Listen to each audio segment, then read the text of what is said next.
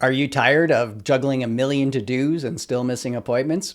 Well, I was too. So that's why I use Google Calendar. Hi, I'm Jamie and welcome to Teachers Tech. Today I want to show you how to use Google Calendar. This is a beginner's tutorial, so I'll start with the basics. But then by the end of this, I want you to feel confident in using this to keep your life organized. To use Google Calendar, you will need a Google account. I'm demoing this today from my Google Workspace account, something I pay for, but if you go ahead and create a free Google account, you'll be able to access many of the same features. I'm going to go ahead and open Google Calendar. I'm already logged in, and if I go up to the Google Apps here and just click on it, you'll notice you have options to all the different apps that you can use from Google. I have Calendar right here. You can drag these around. Maybe it's in a lower spot, but you can drag it to where you want if you want to access it very quickly. I'm going to go ahead and open this up. Let's do a quick walk around of what we see here. Let's start in the top left-hand corner. This is the main menu that opens this up. If I click this again, it closes, expands the calendar in the middle. I'm just going to open this back up. I'll talk about these things under the main menu in a bit. Now, if I keep going across, I can navigate to the next months very quickly. You can see how I adjust. But if I ever want to jump back to today's date, just go ahead and click this and it jumps back in a hurry. You can see how today's date is indicated with the blue circle on my calendar. Now, if I keep going across, we have a search and we have a settings menu. With the settings menu, I want to point out the appearance. This is a new feature with Google Calendar. If I click appearance, I can quickly change it to a dark theme or device default here too. I can drop down and go to compact or responsive to my screen, which I'm going to keep in that. I'm going to keep with the dark screen just for this tutorial. I'll go back to light and hit done. Now, under this drop down, you can change your view of your calendar. So right now I have it under month, but if you wanted a week, you can see how it adjusts and how the days indicated. You can jump back and forth to any of these to look at the year and adjust it to the way you want. Now, we do have other options down here where it's show declined events, show completed tasks, and show appointment schedules. I'm just going to go back to the month view. Right now, this is highlighted because we're on the calendar view, but this is switched to task. And if you're using your Google Calendar, task is a big part of it to help stay organized. So I will spend time talking about adding your task to your calendar and creating them. Let's jump back to calendar view. And I want to point out this little calendar over here. So it works similar. I can go to next month's, just like I showed you before with the big one. But if I click on a day in here, it will jump to that big calendar here. And if I click on it again, it will actually go to the day. And now I'm in day view. So on no matter what day I click on, it will be in day view here. But you can adjust that back up top by going to the month. If I keep moving down here, you're going to see where I can search, meet with specific people that I'd have in my contacts that would show up here. I have time insights. This is part of my Workspace here, that my Workspace account that I pay for. You won't see this in the free one. And we have different calendars that I have. And I'm going to show you how to add more or unsubscribe from the ones that you have. I added some examples to the calendar just to demonstrate my calendars over here. Notice if I check this off, birthdays goes away. If I uncheck this, the task goes away, and now nothing's showing, and I can check them one at a time. But if you have a long list of calendars, you might want to just choose those three little dots and say display this only, and then it's going to just go to the one. Now, the other thing I want to point out is with birth dates, this isn't like a normal event. You're not adding it to a calendar. This is connected through your contacts. So maybe you've put it into your Google account as a contact, and this is where that's pulling that information.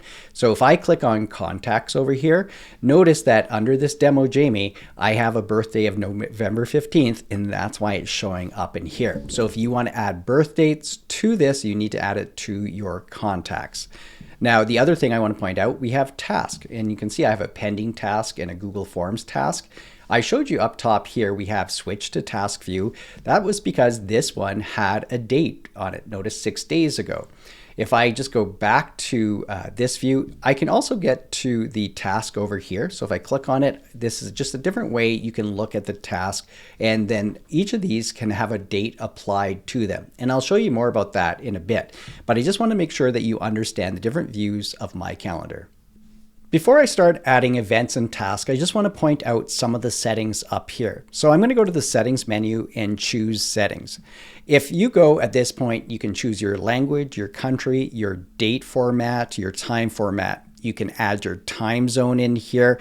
And as you go through, when we go ahead and add our events, I have mine default to 60 minutes. And you'll notice that come up when I add them. But you can change your default durations at this point. We have our notifications. So how do you want to be alerted when your different events come up? So if I drop down, you can have them on or off at this point. So if you want to turn them off, this is where you would go.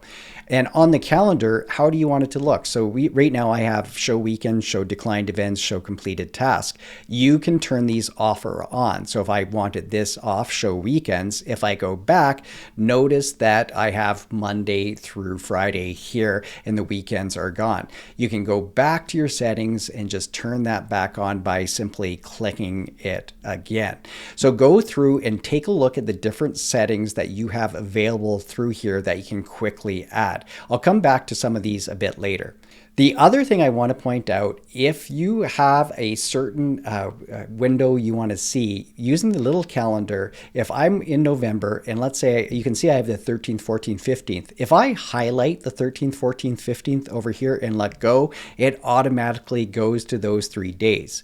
If I highlight week, it will go to that view. So just a quick way that you can adjust your views by using the little calendar and selecting how many days. Now I want to show you a few different ways that you can create events and tasks in Google Calendar. To create an event or task, we can go over to create. And if I drop down, you'll notice we have event here, we have task.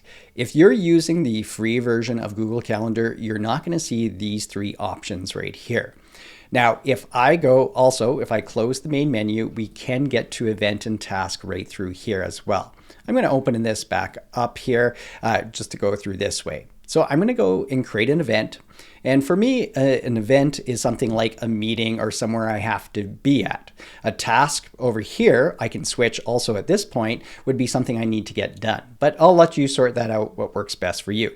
I'm going to go to an event. And let's say this is meeting with Jim. Now, the other thing that you'll probably want to do right away, when's the time? So if I click on this, you'll notice that the calendar pops up. We'll say this is going to be next Tuesday. What's the time it's going to be? So if I drop down, I can adjust the time period in here. Let's say this is going to be an hour, 2 to 3 p.m. If I look at this, I'll move this down a bit. You'll notice that it's already on my calendar. It doesn't stay there till I hit save though. If I exit out, it's going to ask me to discard this. If this is an all-day meeting with Jim, I would check this and notice how this is going to change the look here. But I'll just leave it as this time 2 to 3. I'm going to create another event in a moment with somebody else, but I want to point out this is a quick way that you can add it. So if I hit save, this is on my calendar right now. But let's say we want to create a different event. I can just go to the day that I want. So let's say if it's going to be on December 9th, if I just click on this, the same add event comes up, and notice I can change right through here as well. So maybe this is going to be a meeting with, we'll say with Drew. And I'll leave this as an event, and I'm going to go ahead and add time. Notice it already has the correct date because that's the date I clicked on.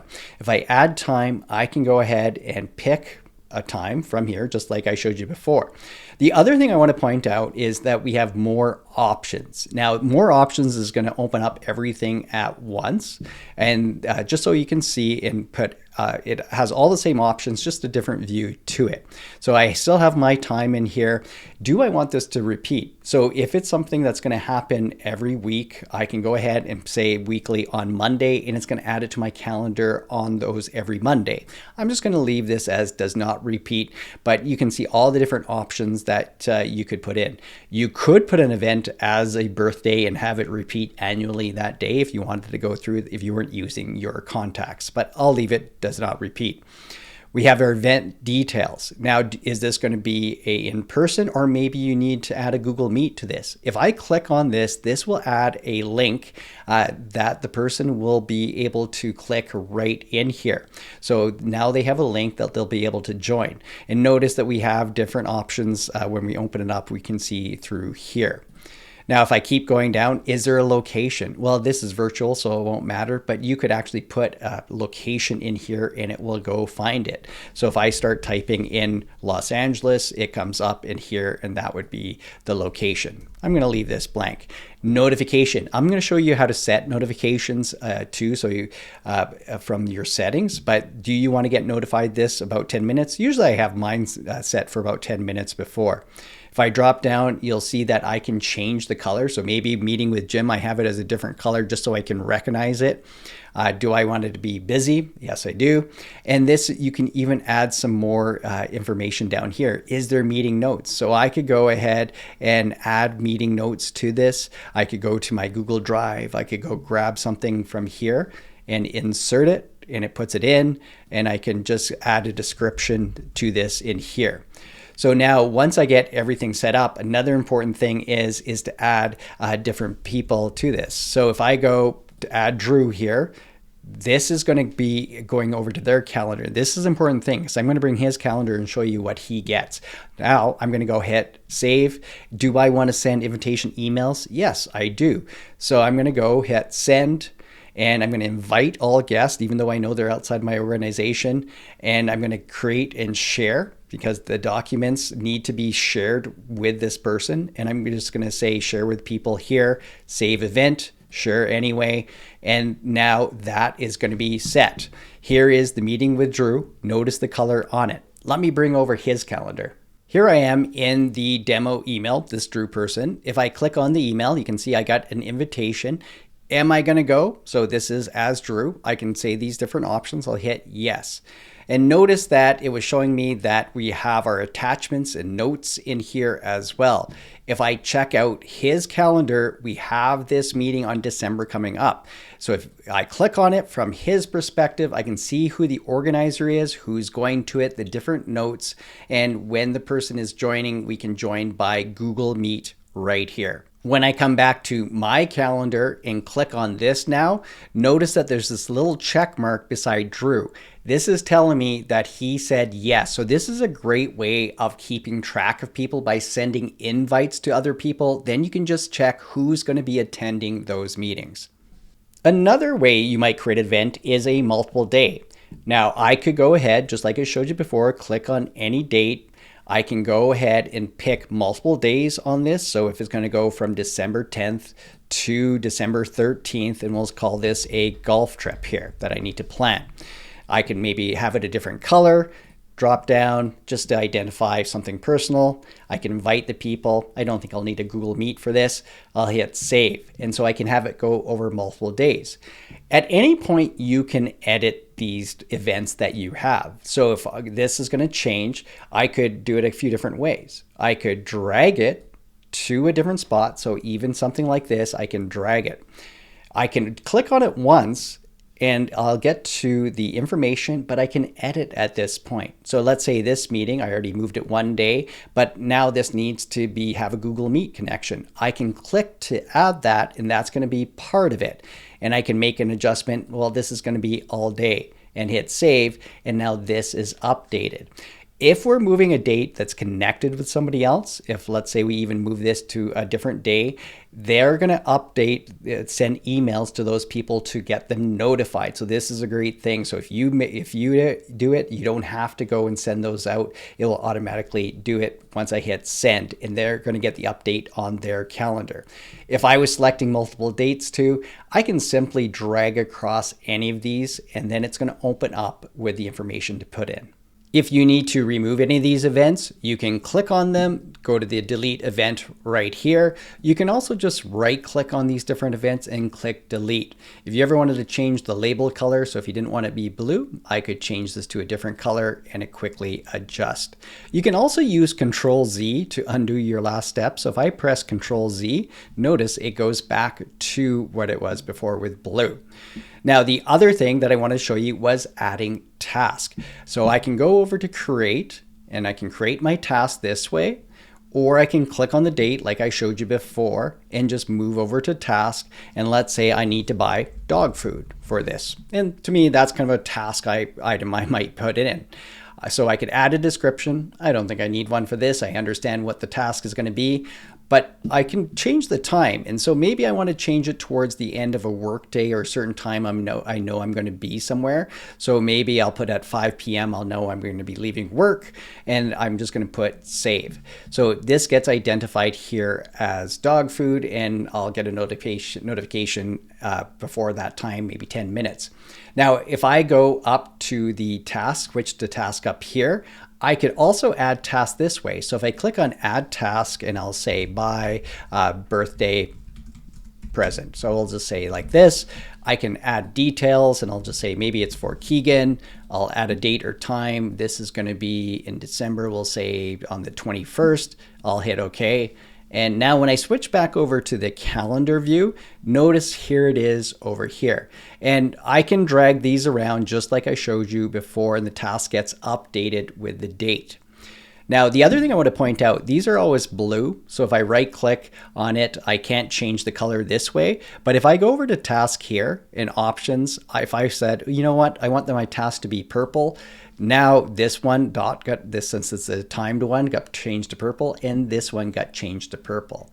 Now, task will go away when you complete them. So if I right click is one way I could do mark as complete. So if I click it off, it gets strike through like this. And if I want to delete it or uncomplete it, I can turn it back. If I go to task up here, any of these ones I can check off here. So now if I go back, you'll see that it gets crossed off this way, but I can also go to task over here. And if I say click here, then this is going to be taken off with that strike through here. But anytime you can go back and just put it on as uncompleted. So tasks are a great way to keep everything organized. I love this new feature in Google Calendar right here, the appointment schedule. And this is in the free or in the Workspace like I'm in right now. You're able to create a booking page, share it out, and people can select a time that you've set up. And then those bookings spots will disappear as people sign up. So if I click on this, we'll set one up really quickly. And I'll just say this is schedule a meeting, the appointment duration. Right now, if I look over here, you can see they're all booked as an hour on those 5 days. I could say, you know what, these are 45 minutes. I don't want to do this on a Monday, and I don't want to do this on a Friday. We'll even take off this day, and I can start to even adjust times. You can see how everything is modifying to what I want for the bookings over here. As I go down, there's a scheduling window. So is it available now? Start and end dates, maximum time in advance. You can set up when people can start booking or the minimum time before. Booking appointment settings. So if you want to have a buffer time in between, so if I click on this, now it's set up 30 minutes in between. So maybe I don't want quite 30 minutes. Maybe I only want 15 minutes, and then there'll be a 15-minute buffer time in between. So you can see the different settings. You can just simply click in here, maximum bookings per day, or allow guests to invite others. You can choose what calendar this is going to go on as well, or add co-host. I'm going to just hit next. So we have a booking page, phone, and name. I'm not changing this, but this is just hooked to my Google Calendar. I could manage that if I want.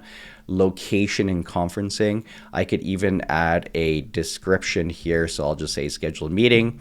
A booking form. So this is the information that's going to show up that tells them to give this information. So right now it's just the first name, last name, and email. I can add more. So let's say if I wanted to add a phone number, I could actually do custom as well, but I'll just say add phone number, and I can click it to make it required. So this is going to be on the form. There's a payment and cancellation policy, and also booking confirmation and reminders. So you can see how that is going to be emailed out. I'm going to go ahead and hit save. So I'm going to go, if I open, I could share right from here, but if I open the booking page now, it will show me this. And so I can share this out, and people are going to be able to click on a spot to book. And notice, so I put this into the form, the phone number. You could add some custom information as well. So I'm just logged in as myself right now. So I'm just going to hit book, and then I'll hit close. And then you can see how this is highlighted off now, and it only shows the ones that are still available. So again, if you want to share this out, we can click share. Do we want to give it as a link as it is right here? I could copy this and email this out to people, or I could do a website invite. So this is a great feature in the Workspace or the free versions of Google Calendar. Now I want to show you how you can manage your calendars by creating new ones or even subscribing to others, and then go ahead and delete them after as well. So right now we only have these 3 different items in the calendars, like I showed you before. And birthdays wasn't really a calendar, it was just more connected to your contacts. Let's say I want to go ahead and add a new calendar. If I click the plus here, I have some options. Let's start with create a new calendar, and then I'm going to show you how to subscribe to other calendars, like maybe your favorite sports team. But I'm going to go create a new calendar. And this is going to be for family events. So maybe it's going to be for family dinners or get-togethers. I'm going to just call it family. I'm not going to worry with the description of this one. Once I get that all correct, I'm just going to hit create calendar. And you're going to notice over here, so right now I have my Jamie Keat birthdays, and now I have family. I'm in settings right now. It took me over to settings. So if I go back, another way I could get to this, if I go up to settings up top here, you'll notice that as I go down here, we have our add calendar, and this is where I can go ahead and create a new calendar or subscribe to calendars here as well. So inside this now, I have these 3 different ones. Now I could also create a birthday calendar if I wanted to do it this way, and now then I could add birth dates to it. So the options are a little different when I create my events. So if I go ahead and let's say on December 16th, I have a dinner for family, and I'll just put dinner just as a title, and I want this to go to my family calendar. And it's not noticeable quickly, but now when I click on my Jamie Keat, because this is the calendar from over here, I get options. And this wasn't here before because I didn't have any other calendars. When I click on it, I can choose what calendar this is going to be on. So if I say family, now it's going to switch over to that calendar. I can go and let's say we'll add it quickly at our time. I won't change anything. I'm just going to hit save. So we have this dinner right here. If I uncheck family, notice it's gone. So that's how you add specific events to a specific calendar that you created. If you want to share your calendar with other people, we can go back and we click on those 3 dots. We have settings and sharing. This just brings me right back to the settings, like I showed you the other way to get to this. And we have different options. So this is what I created here. And if I move down, I can add people and groups. So if there's other people, so even if you're on the free one, if you wanted to share this calendar with other people in your family, you could add those people, and then they're going to get access to that. So when I go ahead and add people, let's say if I added a different account, what permissions do I want them to have? So if I go and only want them to view and not to make changes, I would pick one of these. But if you want them to make changes to events or make changes in management sharing, you can give that to them. Then they'll be able to add events as well. So it will update your calendar. So something you need to take advantage of, having those calendars and sharing them with other people. So if I move all the way down now, I just want to point out, if you wanted to delete a calendar, so I'm under this family calendar, I can go ahead and click delete, and that calendar would be gone. Let's say now I want to add holidays and a favorite sports team. So I'm going to go and click the plus, and I'm going to click browse calendars of interest. At this point, you'll notice that we have holidays, and when I drop down, it's going to show all these different countries. And if I was looking for the United States, it's going to be towards the bottom. This is all alphabetical here.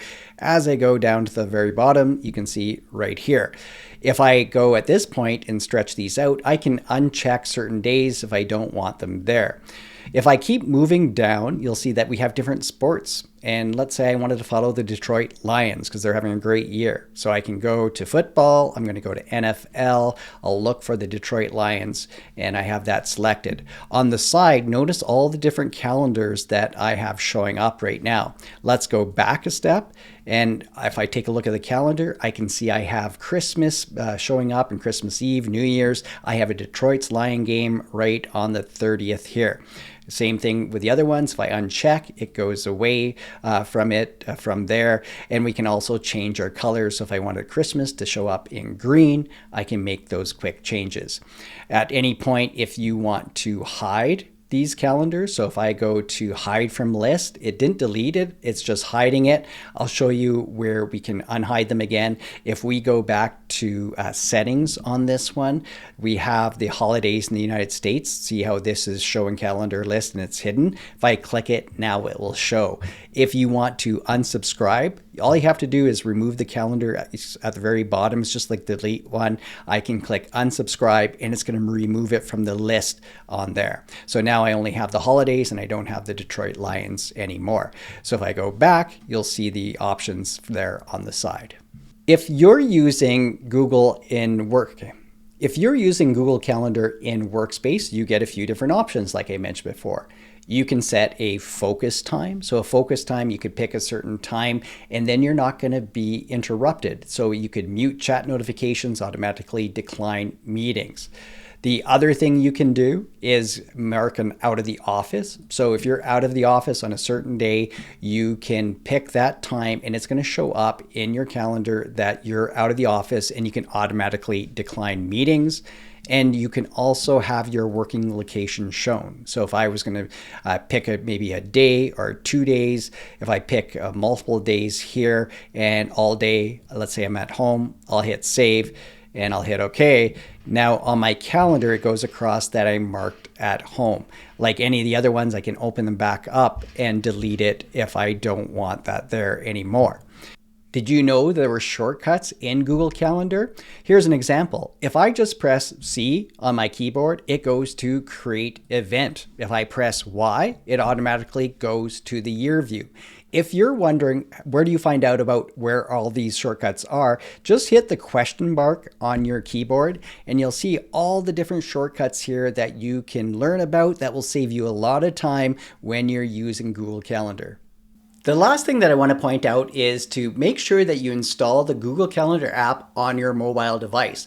Once you do that and log into the same account that you're logged into on your computer, it will sync across. So whether you enter the information, whether it be an event or a task on your phone or on your PC, you're always going to stay on top of it and organized. Let me know what else you want to learn about Google Calendar down below in the comments. Thanks for watching this time on Teachers Tech. I'll see you next time with more tech tips and tutorials.